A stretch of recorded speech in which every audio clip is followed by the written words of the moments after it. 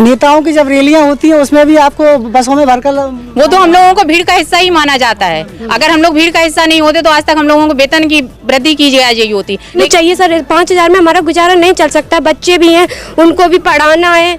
बिल्कुल बिल्कुल। आपकी जन अदालत न्यूज की बड़ी खबर। दबों महिला आंगनवाड़ी कार्यकर्ताओं ने अपनी वेतन वृद्धि एवं 7 सूत्री मांगों को लेकर हड़ताल पर निकली, जहां पर उन्होंने शिवराज सरकार के खिलाफ अपनी मांगों को लेकर जमकर नारेबाजी की। इस मौके पर उन्होंने अपनी 7 सूत्री मांगों को लेकर दबों नायब तहसीलदार अमित दुबे को सौंपा ज्ञापन। इसी तस्वीर आपकी जन अदालत न्यूज पर आपको दिखा रहे हैं, जहां पर दबों की महिला आंगनवाड़ी कार्यकर्ता एवं सहायिकाओं ने एकजुट होकर के आंदोलन छेड़ दिया है। हर हाल में अपनी मांगे मनवाने के लिए उन्होंने आंदोलन को उतरी हैं। देखिए खास रिपोर्ट मेरे साथ।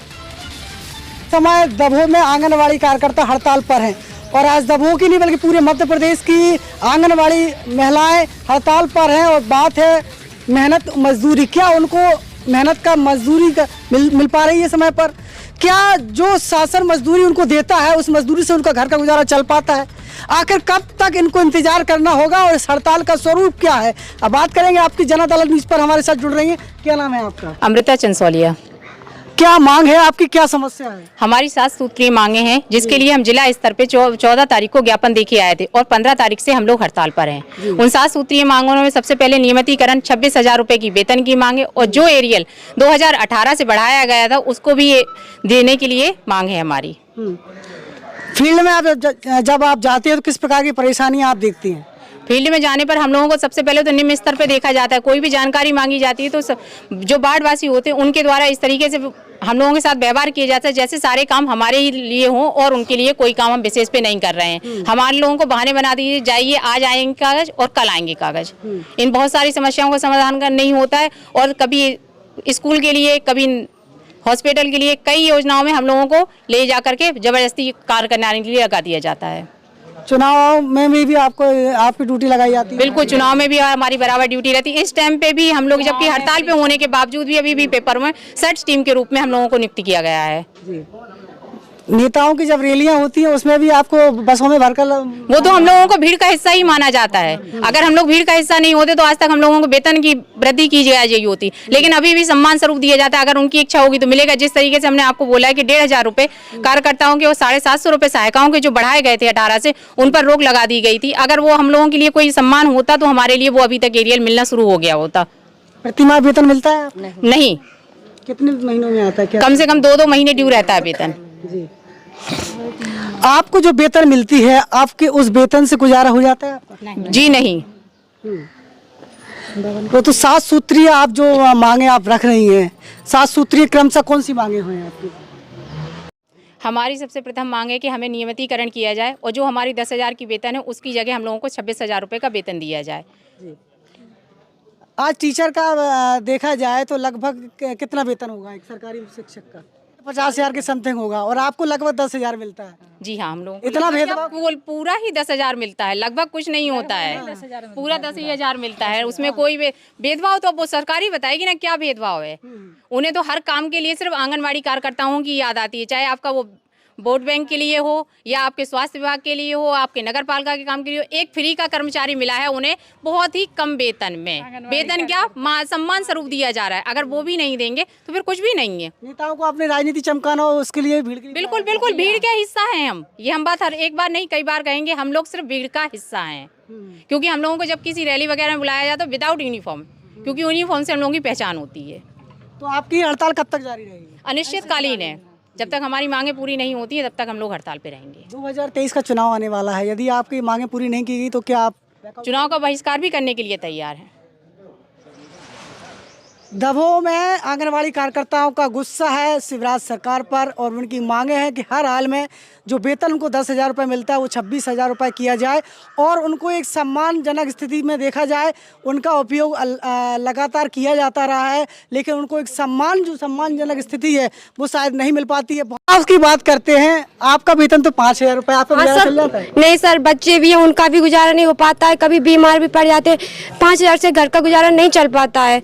और जैसे कि हम लोग बाढ़ में जाते हैं, टीकाकरण है बच्चों को बुलाने के लिए, तो बाढ़ में भी ज़्यादा इज्जत मतलब मान सम्मान नहीं मिलता है। ऐसे ही लोग कह देते हाँ आ रहे हैं अभी, और जैसे कागज वगैरह मांगने जाते हैं वो भी हम लोग उनको नहीं देते हैं। मतलब ऐसे ही धिक्कार देते, कोई मान सम्मान है ही नहीं हम लोगों का। बुलाने जाए तो वो लोग नहीं सुनते हैं, कागज वगैरह है, टीकाकरण की बोलने जाए, जैसे बच्चों को बुलाने जाए तब भी कोई हमारी नहीं सुनता है। आपको कितनी वेतन चाहिए? सर हमारी 5,000। अभी 5,000 रुपये मिलती है, अब कितनी चाहिए आपको? सर कम से कम हमें 21 तो चाहिए, 21-20 इतनी तो हमें चाहिए सर। 5,000 में हमारा गुजारा नहीं चल सकता, बच्चे भी हैं उनको भी पढ़ाना है। बिल्कुल बिल्कुल। क्या नाम है आपका? शायद क्या कहेंगे आप? हम मुझे कह रहे हैं कि 5,000 में कुछ नहीं होता है, और बच्चों का पालन पोषण, और हम तो किराए से रहते हैं, किराए का मकान भी है, और बच्चों की शादी वगैरह जो और उनकी पढ़ाई लिखाई, हमारा गुजारा नहीं होता 5,000 में। और सीएम सर से हमारी ये दरख्वास्त है कि वो हम लोगों की वेतन बढ़ाएं। सीएम साहब तो 1,000 रुपया दे रहे हैं अपनी बहनों को, आपको नहीं दे रहे हैं कुछ? क्या हम लोग बहनें नहीं है उनकी? हम लोग भी तो बहनें हैं, हम लोगों की तो बढ़ाई जाए, हम लोगों को वेतन की तो बढ़ी ही नहीं है, जब से हुए तब से बढ़ी नहीं हो। ऐसा लग रहा है आपको कि मुख्यमंत्री जी आपको अपनी बहन नहीं मानते? जी हाँ, बिल्कुल लग रहा है। जो लाडली बहन योजना चलाई है तो हम लोगों के लिए भी तो है वो योजना, हम लोग क्या बहनें नहीं है उनकी? बिल्कुल। तो बाढ़ वाले समय पे हम लोगों को कागज नहीं देते हैं, और जब उनको इन शासन की योजनाओं का लाभ नहीं मिलता तो दोष आपको दिया? हाँ, दोष हम लोगों को दिया जाता है। सीएम हेल्पलाइन लगाई जाती है हम लोगों के लिए, हम लोगों को परेशान किया जाता है। क्या कहेंगे? हर तरह की परेशानियां होती हैं हम लोगों को। अब यही है कि लाडली बहना है, अब क्या लाडली बहना सबके लिए हो गई है। हम लोगों को वेतन काटा जा रहा है, हर चीज़ में वेतन काटे, आंगनबाड़ी लगा दो, हर चीज़ में आंगनबाड़ी लगा दो। ये भी कोई बात है? मजदूर लोग होते हैं उनका भी वेतन अच्छा खासा, उनको भी पगार अच्छी मिलती है।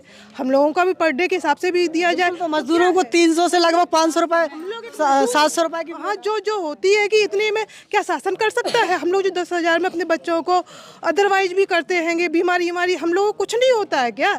हम लोग मतलब भगवान की तरफ से अच्छा खासा करके आए हैं सब लोग।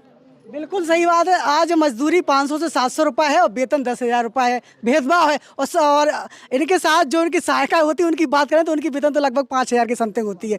कुछ है ऐसी जो आपके सहायता आपके साथ आई हो? तो मुख्यमंत्री शिवराज सिंह चौहान, सीधा जवाब आपसे लिया जा रहा है। इस समय सीएम साहब आप इनकी आवाज़ सुन रहे हो तो आपकी बहनें पुकार कर रही हैं कि इनको उचित सम्मान के साथ वेतन इनका दिया जाए। ऐसे में देखना होगा कि ये हड़ताल कब तक जारी रहेगी।